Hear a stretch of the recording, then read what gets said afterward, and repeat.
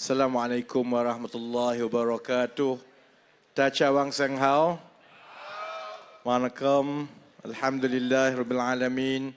Wassalatu wassalamu ala ashrafil anbiya wal mursalin. Wa ala alihi wa sahbihi ajma'in. Rabbi shrah li sadri wa yassir li amri wa hlul uqdatan min lisani yafqahu qawli. Saudari berkerusi majlis, sahabat-sahabat pimpinan. Calonnya mana? Ingat calon dah lari masuk Perikatan Nasional. Saudara Firdaus, saya tak nampak calon. Dia adalah dengan pengundi semua. Uncle, auntie, saudara-saudari yang saya kasih sekalian. Dia sudah mula hujan rintik-rintik. Ini satu ujian untuk kita menang. Jadi kalau ribut, sila jangan lari. Duduk kat sini. Dia ada kemah semua, kalau yang kat tengah ni, kalau hujan boleh, kat situ ada juga dining tempat. Ya, kemah sahaja. Okey. Saya sangat gembira kembali ke gurun. Kalau saudara-saudari ingat, kerusi gurun ini tidak pernah dimenangi oleh Pakatan Harapan daripada awal lagi. Kali pertama kita menang di kerusi gurun ialah tahun 2018. Dulu, walau macam mana orang kata angin perubahan pun susah untuk menang gurun. Tapi kita berjaya buktikan dalam pilihan raya yang lepas, orang Melayu, orang Cina, orang India, bila kita bersatu hati, kerusi yang tidak pernah jatuh ke tangan Pakatan Harapan ini pun telah pun kita menang dalam 2018 dahulu. Sebab itu saya gembira ini kepada yang menonton di luar. Mungkin ramai yang tak pernah sampai kat gurun. Saya nak beritahu uncle auntie yang datang malam ini kan. Orang datang ceramah dalam 500,000 orang lebih satu malam. Tapi yang menonton dekat luar dekat 15,000 orang satu malam. Dia boleh jadi 20,000 orang satu malam. Sebab itu kalau saya bercakap, saya selalu tengok dekat skrin. Sebab saya bukan saja bercakap dengan semua orang di sini, saya bercakap dengan semua pengundi kita yang ada di luar tiap-tiap malam. Jadi untuk mereka yang tak pernah sampai ke gurun di Kedah, kalau lalu kat belakang tadi, selalunya ceramah politik, selalunya yang duduk atas motor kat belakang tu selalunya Melayu. Di gurun, sebab itu saya suka hati, saya jalan daripada belakang tadi, banyak kawan-kawan yang muda-muda yang duduk kat atas motor belakang itu ialah kawan-kawan kita, termasuklah yang Melayu pun ada, orang Cina pun ada atas motor kat belakang tu. Sebabnya ialah macam inilah kita Malaysia. Bukan semua Cina itu kaya. Bukan semua Melayu itu miskin.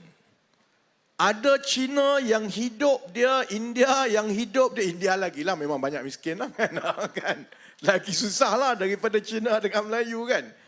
Tapi kalau ada orang, ini yang sebab kenapa saya daripada dulu saya tidak pernah bersetuju dengan parti politik yang main perkauman. Saya datang daripada Terengganu. Saya nak Terengganu, uncle. Saya bukan orang KL tau. Saya orang Terengganu. Saya pergi sekolah yang semua orang Melayu. Dekat sekolah rendah pun semua orang Melayu. Habis darjah 6, masuk tingkatan 1, semua orang Melayu. Nama dia pun Kolej Melayu. Semua budak Melayu. Junior saya, Firdaus, calon kita di gurun, adalah junior saya di Kolej Melayu di MCKK. Cuma dia lagi muda lah, dia 7 tahun junior daripada saya. Saya melalui proses yang semua Melayu ni. Sepatutnya saya jadi orang PAS lah. Saya jadi orang bersatu lah. Mesti lawan orang Cina ini. Orang Cina banyak ambil orang Melayu punya. Orang India semua tak boleh pakai. Ada satu sebab kalau orang Melayu selalu tanya saya, you kenapa? Kenapa you tak masuk parti Melayu? Daripada hari pertama saya masuk parti PKR, salah satu sebab utamanya ialah kerana ia parti berbilang bangsa. Ada Melayu, ada Cina, ada India. Sebelum itu tidak ada parti macam PKR ini di seluruh Malaysia. Sebab itu saya masuk PKR. Jadi orang Melayu selalu tanya saya, kenapalah you masuk parti PKR? Ni dulu-dulu, tahun 98-99. Dia tanya sama saya, kenapa you kalau masuk parti yang Melayu, you mesti je naik cepat punya. You masuk parti PKR ni ada Cina, sebab orang Melayu tak suka parti berbilang bangsa ni. Ini tahun 99-2000. Ada satu sebab kenapa saya akan terus bersama-sama dengan parti berbilang bangsa macam PKR. Saya memang takkan buatlah macam Azmin Ali lompat-lompat tu. Sebabnya saya orang Melayu, saya orang Islam. Saya semayang ke setiap hari tau. Kalau kita orang Melayu, orang Islam, kita membesar dengan membenci orang. Saya tak kenal kalau saya ni jenis perkauman kan, dalam hati saya ni perkauman, saya katakanlah saya lalu datang gurun. Saya tak kenal pun siapa Pubalun. Tapi sebab dia India, saya tak suka kat dia. Saya tak kenal pun uncle yang daripada gurun ini, saya tak kenal pun, tak pernah jumpa, tak pernah bercakap pun. Tapi sebab you Cina, saya tak suka dengan dia. Islam tak ajar kita macam itu. Kerana membenci orang ini, kita tak kenal dia pun, Melayu ke apa semua. Sebab hanya kerana dia berbeza. Sedangkan untuk kita jadi orang yang bahagia, yang gembira, hati kita kena baik.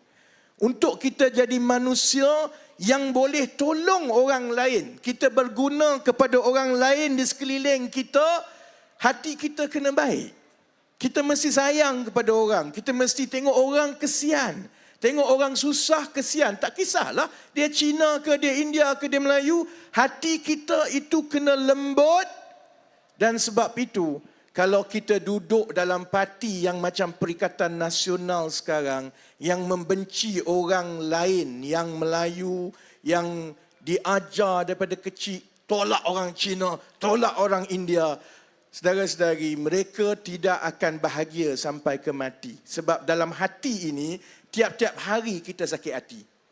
Lalu depan kedai ada orang India, sakit hati. Lalu depan kedai Cina, tengok ada orang Cina, sakit hati. Sakit hati lama-lama matilah. Sebab itu saya daripada awal lagi cakap, kita yang Melayu ini, walaupun saya datang daripada negeri Terengganu, jiwa saya dan juga amalan saya, pemikiran saya sangat berbeza dengan seorang lagi ahli politik yang datang daripada Terengganu, iaitu Hadi Awang. Kalau ada orang yang dengar di luar, yang you nak mati sebab sakit hati, you bolehlah jadi perkauman. Tiap-tiap hari sakit hati, sakit hati, sakit hati. Lama-lama, bisnes pun tak ke mana, hidup pun tak gembira, kita akan mati. Sebab itu saudara-saudari, pilihan raya ni penting, kan? Dan saya ceramah uncle tiap-tiap malam. Semalam saya di Kelantan, hari ni di Kedah, esok di Pulau Pinang. Jadi dalam semua ceramah saya tiap-tiap malam, saya akan bermula dengan membuat laporan berita-berita kempen daripada parti lawan kita, daripada PAS dan juga Bersatu. Baik, yang pertama apa dia? Saya tengok semalam ceramah Tuan Ibrahim Tuan Man, timbalan Presiden PAS. Dia marah dekat Anwar Ibrahim. Dia kata Anwar Ibrahim tiap-tiap hari cakap mau lawan rasuah. Tiap-tiap hari bagi ingatan kepada orang, kita mesti perbaiki tata kelola kita. Kita mesti berlaku jujur. Anwar kata siapa-siapa yang tidak jujur dan makan rasuah akan dikenakan tindakan. Jadi Tuan Ibrahim katalah, you kan dah jadi Perdana Menteri, you tangkaplah. Kalau Sanusi betul-betul terlibat di dalam pencurian logam nadir bumi dekat Bukit Enggang, dia kata, you tangkaplah. Kenapa you tak tangkap? Baik, saya nak beritahu. Kerajaan yang baik ialah kerajaan yang tak campur tangan dalam pentadbiran undang-undang. Siapa yang ada kuasa untuk menyiasat? Pihak berkuasa. Pihak berkuasa mana? Polis. Kalau kat Malaysia ni, polis, SPRM, Bank Negara, Security Commission. Ada 4 badan yang diberi kuasa untuk menyiasat. Sudah ada laporan mengenai dakwaan kecurian logam nadi bumi. Sudah disiasat dan keputusan nak dakwa ke tak nak dakwa itu keputusan badan yang diberi tanggungjawab, iaitu Peguam Negara. Yang kita tak nak ialah kalau Perdana Menteri pada hari itu, dia boleh arahkan saja polis ke SPRM ke Peguam Negara untuk tangkap dan dakwa. Itu tak boleh lah. Tapi sebagai orang politik, kita sudah tentu boleh ingatkan rakyat tiap-tiap hari, ingatkan diri kita sendiri, ingatkan juga lawan-lawan politik kita di bawah pentadbiran Kerajaan Perpaduan, bawah pimpinan Saudara Anwar Ibrahim. Kalau ada orang berani makan rasuah, maka Perdana Menteri dan kerajaan tidak akan campur tangan. Kalau kamu kena dakwa, kena humban ke penjara, hatta itu pimpinan kanan PKR sekalipun, kenalah kamu. Itu makna Perdana Menteri. Bukannya makna Perdana Menteri suruh tangkap, suruh. Sebab kalau kita ikut logik Tuan Ibrahim dan Tuan Ibrahim Tuan Man. Kalau ikut logik timbalan Presiden PAS, mana-mana yang jadi kerajaan boleh tangkap dakwa. Tangkap dakwa. Itu bukan kerja kerajaan. Itu bukan kerja menteri. Kerja kerajaan dan menteri ialah buat dasar, buat program, cari jalan untuk kasih problem selesai. Kerja badan-badan yang menyiasat ialah siasat. Ada laporan siasat. Kalau ada bukti yang cukup, dakwa. Siapa yang kena dakwa, you pergi ke mahkamah, you bela diri lah. Macam saya dulu kena dakwa 14 kali dalam mahkamah. 14 kali tahu. Saya dulu kena keluar masuk mahkamah. Sanusi sekarang, polis baru telefon, uncle, itu pun sudah takut. Saya dulu masuk lokap, keluar kena gari, jalan tak ada selipar semua, puluh-puluh kali. Sampai sekarang saya masih lagi dekat sini sehari-hari. Tak takut punya. Sebab kalau kita tak salah, kalau kita kena dakwa pun, kita masuk mahkamah, kita mesti menang punya. Jadi kita beralih pula kepada cerita nombor 2. Cerita nombor 2 ialah cerita Sanusi lah. Cerita Sanusi. Kita sebenarnya masuk pilihan raya ini, saya kena akui, lawan kita Perikatan Nasional ada kelebihan besar sebab mereka ada Sanusi. Angka gelak engkau. Kita memang berlawan. Sanusi ini adalah senjata besar kepada Perikatan Nasional. Sebab apa? Sebab Sanusi ini badut. Kita tak ada badut, saudara-saudari. Kita tak ada badut sekarang ni. Dalam keadaan yang Perikatan Nasional dan PAS rasa mau masuk pilihan raya, siapa yang paling boleh buat lawak paling bodoh boleh menang undi. Sebab itu Sanusi berkempen, tiap-tiap hari dia buat lawak bodoh. Mula-mula dia buka baju, tunjuk perut besar dia. Saya perut besar jugalah, tapi saya tak ada lah mau buka baju tunjuk ke orang. Lepas tu bila ramai orang dia penyokong PAS ni, kalau pimpinan dia buka tunjuk perut besar pun dia suka. Dia kata bagus, hebat. Jadi penyokong dia tepuk. Daripada dia buka baju, tiba-tiba dia rasa aku handsome lah.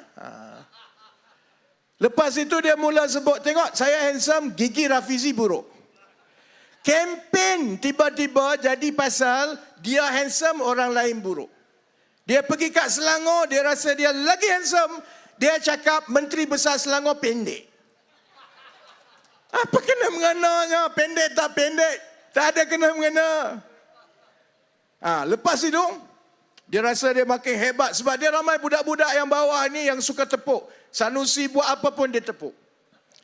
Saya tengok dekat TikTok. Budak-budak Sanusi ni di Kedah, dia cakap, Sanusi dan orang Kedah ini, uncle, orang kawan-kawan dekat Gurun ini semua bernasib baik dan bertuah lah. Sebab saudara-saudari, uncle, auntie semua, ada seorang menteri besar yang serba boleh. Oh, saya ingat, oh bagus, serba boleh ni maksud apa ni? Manalah tahu dia pandai bisnes ke, dia cerdik, ada 3-4 PhD ke. Dia pun tunjuk video. Tengok Sanusi serba boleh. Mula-mula dia boleh buka tunjuk perut dia main bola. Lepas tu dia boleh main sepak takraw. Saudara-saudari uncle, untuk mentadbir negeri bukan sama macam main bola. Kalau you pandai main bola, you pergi main bola lah. Tak payah nak jadi adun. Sebab itu kepada saudara Badrul yang jadi calon dekat sini, saya kesian dekat dia. Sebab dia sama mengambil contohnya, uncle jual, apa contohnya, uncle bisnes contoh apa dia? Uncle jual lah, bisnes jual kuih tiaw goreng. Tiba-tiba ada orang datang nak kasih kuih tiaw goreng, kononnya lagi laku, dia ambil orang itu kaki pukul. Dia memanglah, dia boleh pukul orang, boleh paksa orang beli, tapi kalau suruh dia buat kuih tiaw goreng, orang tak boleh makan kuih tiaw goreng itu. Dia samalah. Kita ada pertandingan untuk pilih wakil rakyat. Wakil rakyat ini perlu kemahiran yang berbeza-beza. Kena pandai bercakap. Bukan baca teks macam itu. Kena ada manifesto dan kena boleh bincang. Sebenarnya, tengok semua kawasan, apa nak kena buat. Dekat sana nak baiki apa. Untuk bantu orang dekat sana, apa rancangan dia. Bukannya datang tawar diri untuk jadi calon, tapi bila orang tanya, you nak buat apa untuk rakyat gurun, dia kata, itu surprise lah. Surprise. Saya nak tanya uncle, orang Cina. You ada anak seorang saja, anak perempuan. Ada seorang datang cakap, saya mau kahwin sama you punya anak. You mesti tanya dia, you kerja dekat mana? You belajar dulu buat apa? You bisnes apa? Bayangkan kalau you anak seorang perempuan, ada orang datang mau kahwin sama you punya anak, kita tanya dia kerja apa, dia jawab, kahwin dululah, tengok dulu macam mana. Iaitu calon yang nak lawan dekat gurun ni tau. Wartawan tanya sama dia, you nak jadi wakil rakyat dekat sini, you nak buat apa? Dia cakap surprise.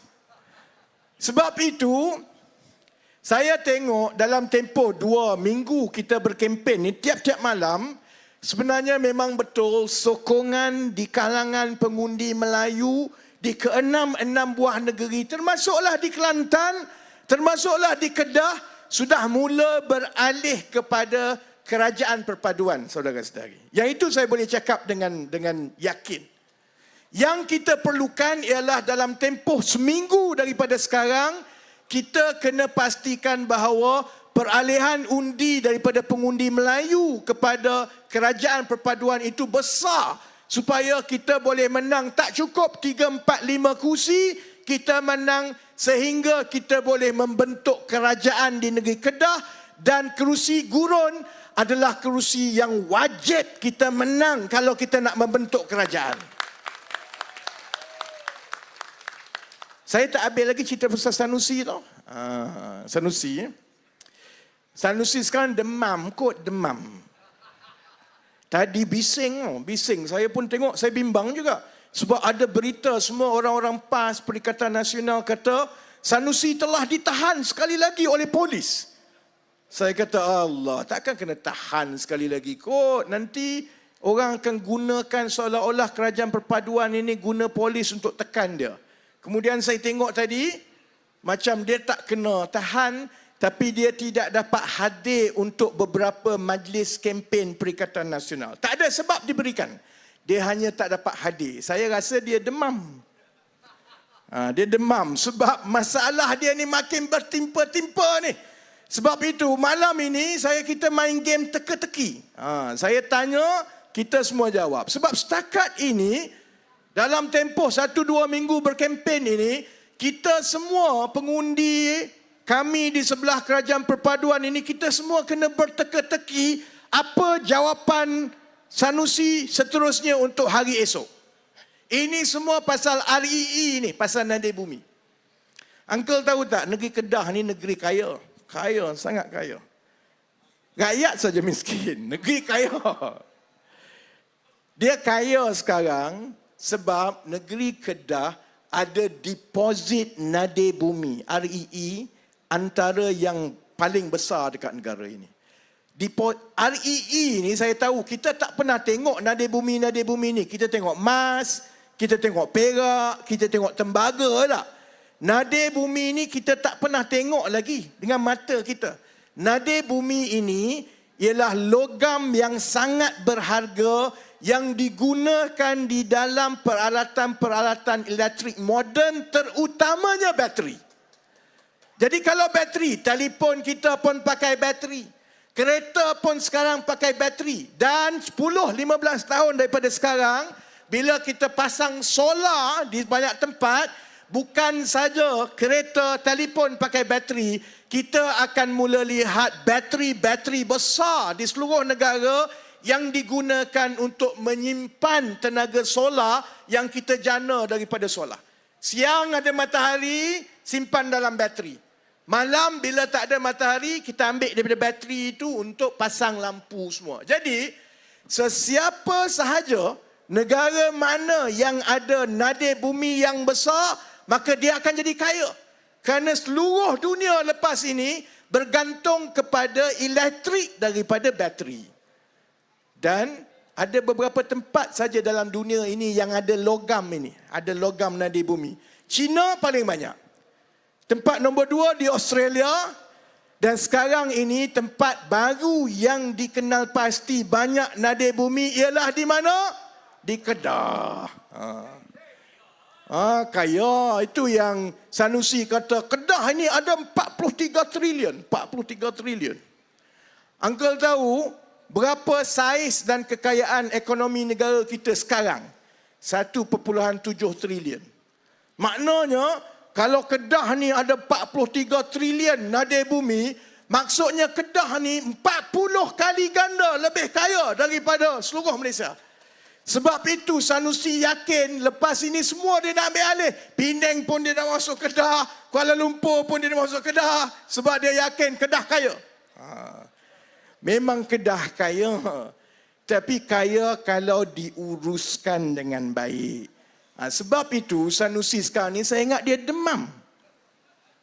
Sebab masalah yang didakwa berlaku pencurian logam nadi bumi itu daripada satu hari ke satu hari, Saifuddin Nasution telah tunjuk bukti baru tiap-tiap hari. Itu yang menyebabkan semua kita kena berteka-teki. Bila Sanusi kantoi, dia nak pusing kok mana? Kok mana lagi ni? Saya bagi contoh tak? Mula-mula bila Saifuddin tanya, Sanusi, kamu kena jawab, betulkah ada pencurian logam nadi bumi di Bukit Enggang dekat Sek? Oh, tak ada. Lepas tu dia maki hamun. Saifuddin tak gunalah, itulah, inilah, itulah kan. Lepas tu Saifuddin kan tunjukkan satu surat. Surat itu ialah surat yang dia sendiri tanda tangan minta Kementerian Dalam Negeri. Masa itu menterinya Hamzah Zainuddin bagi lesen visa untuk bawa masuk pekerja-pekerja daripada China. Ini bukan Cina gurun, bukan Cina kulim. Kalau dia bagi kat Cina gurun kulim pun saya tak adalah marah sangat. Dia bagi ke Cina kat Tanah Besar tu. Bawa masuk untuk bagi projek nadi bumi. Lepas tu bila bagi surat tu dia tak mengaku lagi. Ni tak ada kena-mengena. Saya tak tahu. Kemudian pegawai dia pula kena tangkap dengan SPRM. Kena tangkap sebab memang syarikat milik kerajaan negeri terbabit dengan syarikat Cina itu yang sekarang ini sedang disiasat kerana pencurian nadi bumi. Dia kata, tak, ini semua fitnah ni, semua fitnah. Dia kata, saya tak kenal pun ini orang Cina ni. Nama dia apa? Seorang pun. Solofai. Solofai. Uncle So lah, Uncle So. So Uncle So ni sekarang, pihak polis sekarang semua tengah cari mana Uncle So ni. Sebab dia ialah orang yang sedang disiasat sebagai tuan punya syarikat yang dituduh membawa keluar nadi bumi secara illegal, secara haram. Sanusi kata apa? Saya tak kenal lah ini Uncle So, tak pernah dengar, tak tahu. Hari seterusnya, Saifuddin tunjuk gambar. Ini gambar you dengan Uncle So ni. Ini Sanusi, ini Uncle So. Ini macam mana? You kata you tak kenal sama dia. Sanusi jawab, itu gambar saja. Saya ambil gambar tapi saya tak kenal dia. Lepas itu, Saifuddin tunjuk lagi dokumen gambar-gambar Sanusi sendiri pergi melawat tapak. Ada 6 gambar Sanusi sendiri pergi melawat tapak. Lubang-lubang korek itu semua dia dah tengok, saudara-saudari. Sekarang Sanusi kata, yalah, Uncle So itu sudah datang jumpa saya. Dia ini bawa kitab pasal logam nadi bumi. Daripada tengok dalam masa seminggu, daripada dia tak tahu apa-apa pasal REE, kepada dia tak kenal Uncle So, kepada dia ambil gambar saja tapi tak kenal. Sekarang dia dah kenal dan dia boleh beritahu orang Uncle So ini ialah pakar dalam logam nadi bumi. Sebab itu saya rasa dia sekarang demam. Sebab dia tak tahu seminggu lagi kempen ini, apa lagi yang nak dikeluarkan. Sebab saya yakin kalaupun dia tak tahu sebenarnya berlaku perlombongan haram nadi bumi dekat Bukit Enggang dekat Sek, dia sebenarnya tahu bahawa Uncle So itu datang kat Malaysia untuk REE. Dia sebenarnya perlu bertanggungjawab kerana syarikat-syarikat yang terbabit itu termasuklah yang berkait dengan kerajaan negeri juga. Jadi tak apa, bagi kat dia. Saya nak jawab satu lagi perkembangan terkini. Perkembangan terkini kempen PAS dan Perikatan Nasional. Sekarang ini dia cukup marah kepada Anwar Ibrahim sebab Anwar Ibrahim umumkan ada pelaburan baru daripada syarikat Jerman bernilai 25 bilion dekat Kulim. Orang PAS marahlah sebab dia kata, ini semua kerja Sanusi. Kenapa Anwar mau claim cakap dia punya kerja? Saya beritahu itu bukan kerja Sanusi. Itu kerja Anwar Ibrahim dan Kerajaan Persekutuan. Seluruh projek Kulim High Tech Park itu ialah projek Kerajaan Persekutuan.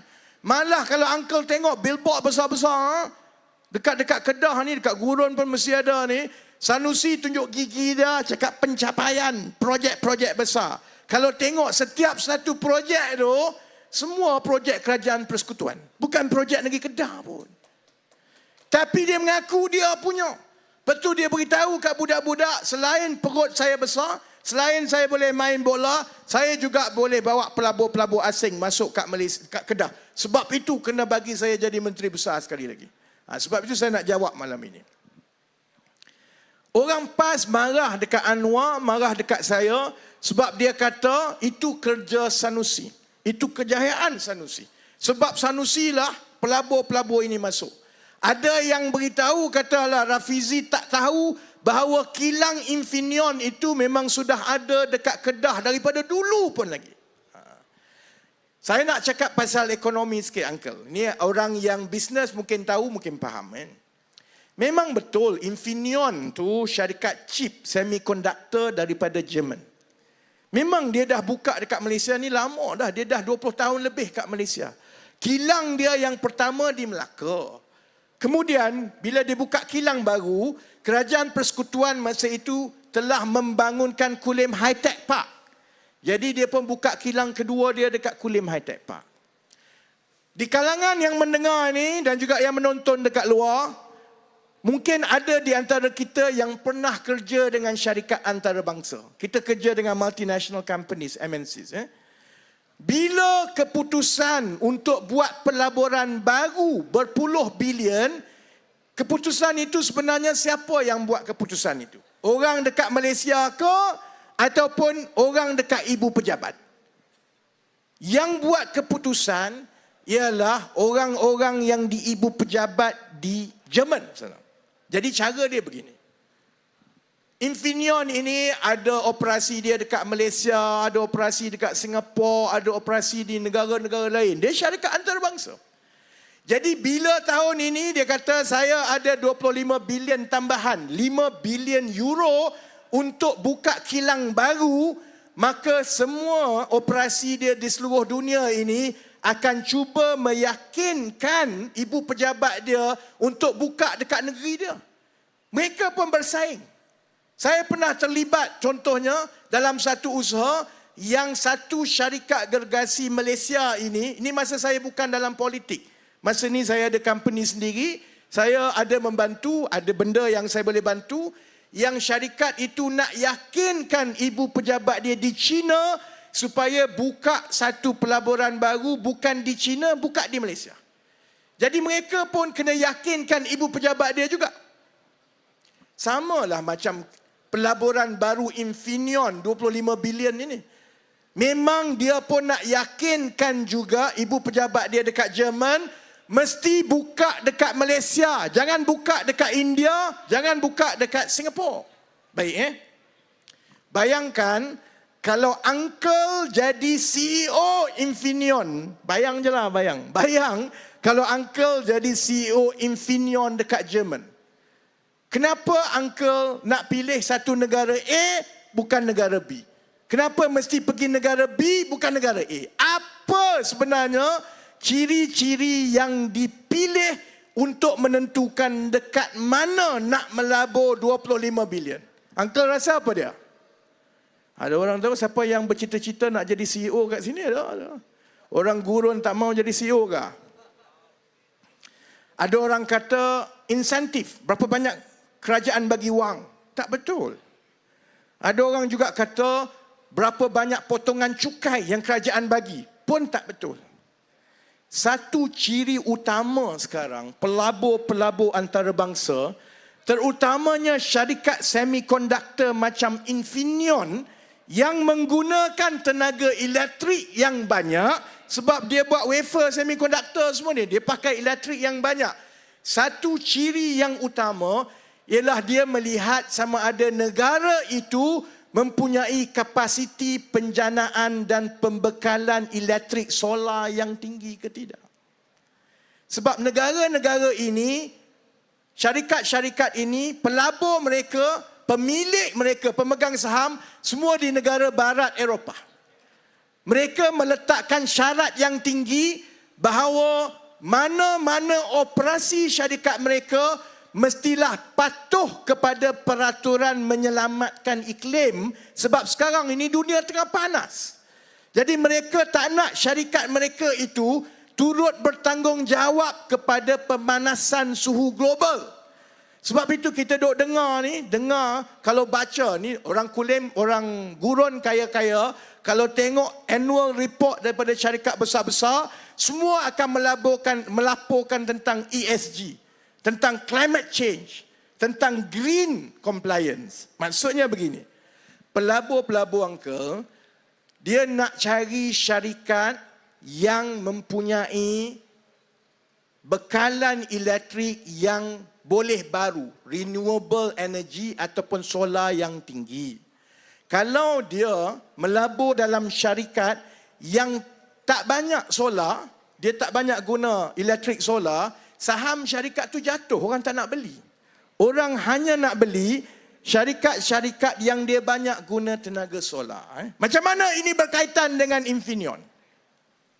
Sebab itu, 2 minggu lepas, bila Datuk Seri Anwar Ibrahim lancarkan ekonomi madani, macam mana kita nak plan ekonomi kita, kalau uncle, auntie, saudara-saudari ingat, petang itu saya lancarkan pelan peralihan tenaga negara. Sebab kalau Perikatan Nasional tanya kita berkali-kali, macam mana nak tarik pelaburan asing, cara dia ialah kita kena meningkatkan kapasiti penjanaan tenaga boleh baru, solar di negara kita. Lagi banyak solar, lagi banyak syarikat pelabur besar-besar nak masuk ke Malaysia, kerana mereka memang sedang mencari negara-negara yang boleh membekalkan tenaga solar. Kerana itu kehendak pemegang-pemegang saham mereka. Yang itulah sebenarnya yang melibatkan Infineon. Sebab itu, bila kita rancang ekonomi, Kita macam doktor. Ada doktor tak kat sini? Doktor. Ada orang datang sakit tak? Mula-mula kita tanya, you sakit apa? Kemudian kita cek sama dia. Lepas kita cek, kita dah dapat test semua, barulah kita bagi dia ubat. Ekonomi macam itu juga. Bila kita ambil alih 7 bulan dulu, kita habiskan 2-3 bulan pertama untuk kita semak sebenarnya apa yang sakitnya dengan ekonomi Malaysia. Ada benda yang kita dah tahu, korupsi, rasuah, macam-macam tu kita dah tahu. Yang itu kita boleh ubah dengan mudah. Tapi kalaupun kita tidak ada rasuah, kalaupun negara kita ni politik stabil, kita masih lagi ada beberapa cabaran yang besar, dan cabaran yang paling besar ialah menyediakan sistem dan industri tenaga elektrik yang patuh kepada keperluan hijau. Kerana hanya apabila kita ada ini, kita akan berjaya meyakinkan kilang-kilang syarikat-syarikat besar ini untuk mengalihkan kilang dia yang sekarang ini tak pakai tenaga solar kepada negara Malaysia. Kerana bila itu berlaku, kilang-kilang itu akan mendapat sambutan yang lebih baik di kalangan pembeli-pembeli saham mereka. Sebab itu ada orang duk tanya saya, bila saya cerita pasal solar, saya cerita pasal selepas ini, kita akan benarkan orang ramai menyewakan bumbung mereka kepada syarikat-syarikat untuk menjana solar. Ada orang beritahu saya, kamu ni menteri apa? Kamu menteri ekonomi ke menteri alam sekitar? Itu sebab orang yang tanya tu walaun tu bodoh. Dia tak tahu sebenarnya perkara penting untuk ekonomi negara kita ialah memastikan ada daya tarikan baru yang sebagai magnet boleh tarik pelaburan-pelaburan ini. Sebab itu Datuk Seri Anwar Ibrahim kata, bila Infineon mengumumkan pelaburan baru 25 bilion, itu selaras dengan ekonomi madani, ialah kerana ia turut dipengaruhi oleh rancangan kita untuk menjadikan Malaysia sebagai bateri solar paling besar di rantau ini, saudara-saudari. Kalau tak ada rancangan itu, dia tak datanglah. Bukan sebab Sanusi tunjuk sengih, tunjuk perut, tiba-tiba pelabur datang. Jadi sebab itu, saudara-saudari, saya tahu kita pun tak nak tarik sampai pukul 12. Satu, sebab saya takut saya terlajak, nanti calon akan ada masalah dengan SPR. Kedua, kita semua nak balik. Saya pun nak kena pergi Penang esok mula pagi. Saya nak rumuskan begini. Malaysia berada pada landasan yang betul. Dia bukan boleh berlaku serta-merta. Kalau kita sakit lama, kita pergi jumpa doktor. Doktor yang baik sekalipun, lepas dia dah semak, ambil X-ray, buat MRI, ambil cek darah semua, dia tunggu keputusan daripada makmal darah. Lepas dia pasti ini sebab dia bagi ubat. Ubat itu bukannya serta-merta akan jadi, tapi dia pulih sedikit demi sedikit. Kita boleh rasa yang kita makin baik.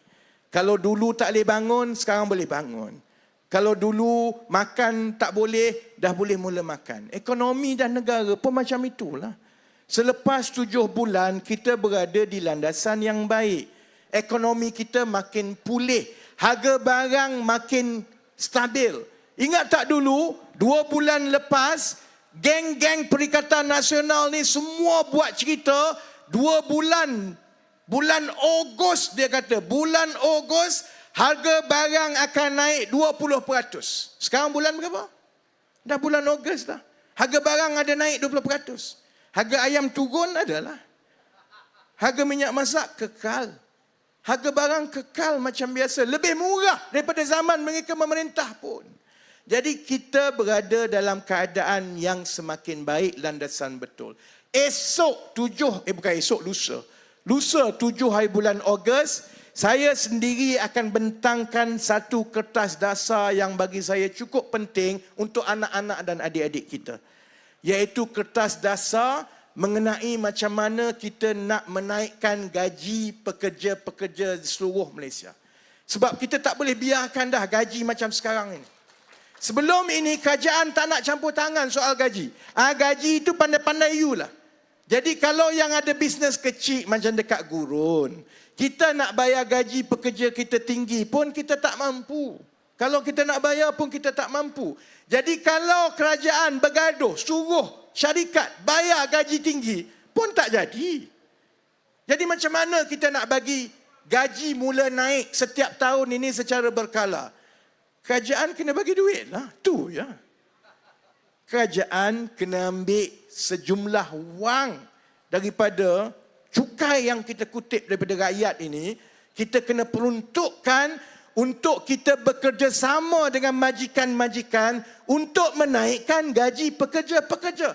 Hari Isnin ini, tugas saya ialah meyakinkan Datuk Seri Anwar Ibrahim bahawa kerajaan perlu memperuntukkan wang setiap tahun dan bekerjasama dengan majikan-majikan untuk menaikkan gaji pekerja-pekerja semua orang sekali-sekali. Uncle tepuk, nanti Uncle tolong hantar mesej kepada Anwar Ibrahim, tolong setuju. Nanti saya cadang dia tak setuju, payah. Jadi hari Isnin ini juga, buat pertama kali dalam sejarah negara kita, kerajaan akan campur tangan untuk menaikkan gaji pekerja-pekerja kita. Yang majikan pun akan dapat bantu pekerja lebih baik kerana boleh bayar gaji yang lebih tinggi, kerajaan bantu. Yang pekerja-pekerja pun akan mula dapat kenaikan gaji yang lebih munasabah daripada satu tahun ke satu tahun. Supaya 5-10 tahun daripada sekarang, gaji pekerja-pekerja kita ini naik berkadar langsung dengan sumbangan mereka kepada keuntungan ekonomi kita. Kita juga dah mula tengok pelaburan demi pelaburan, dan sebab itu pilihan raya negeri kali ini adalah cukup penting untuk kita buktikan bahawa kita tolak ke tepi politik perkauman, politik identiti yang kerjanya tak habis-habis untuk menjatuhkan kerajaan. Ini masa untuk kita bekerja. Ini masa untuk kita terima hakikat. Kalau kamu pembangkang, pembangkanglah. Bagilah peluang kepada kerajaan yang ada untuk membaiki negara. 5 tahun lagi kita lawanlah dalam pilihan raya.